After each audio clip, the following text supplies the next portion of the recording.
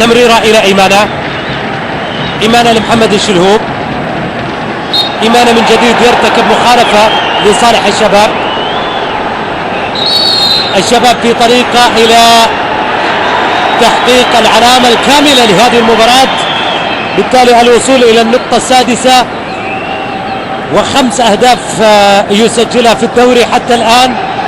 هدف واحد تتلقى شباكة، هدف واحد يتلقى شباكة، طبعا تتلقى الشباكة الشبابية، وبالتالي الشباب يصبح صاحب أفضل النتائج حتى هذه اللحظة.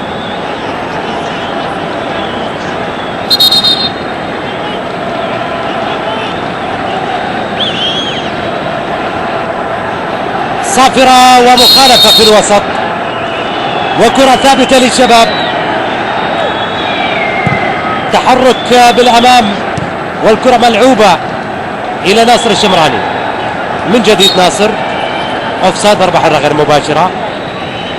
صافرة جاءت بالأوفسايد. الشباب تميز وتمكن في هذه المباراة. الهلال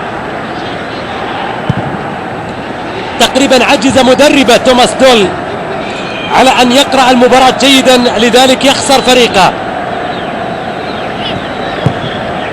كرة اللعب إلى الجهة اليسار، انطلاقة، مرور، صافرة، مخالفة على إيمانا الذي يتلقى البطاقة الصفراء الثانية وبالتالي الورقة الحمراء. كل شيء في الهلال من سيء إلى أسوأ في هذه المباراة. كل ما يحدث بالهلال في هذه المباراة هو من سيء إلى أسوأ. يعني إيمانا مخالفة صريحة، مخالفة صريحة، وبالتالي الورقة الحمراء بن خليل جلال صحيحة 100%، وهي الورقة الحمراء الأولى التي يشهرها هذا الموسم خليل جلال الحكم السعودي.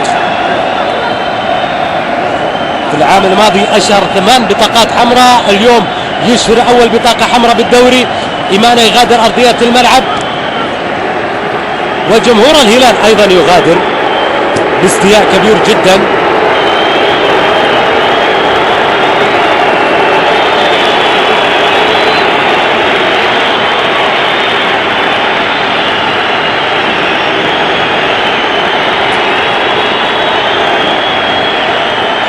ضربة حرة مباشرة في اليسار على بعد 32 متر.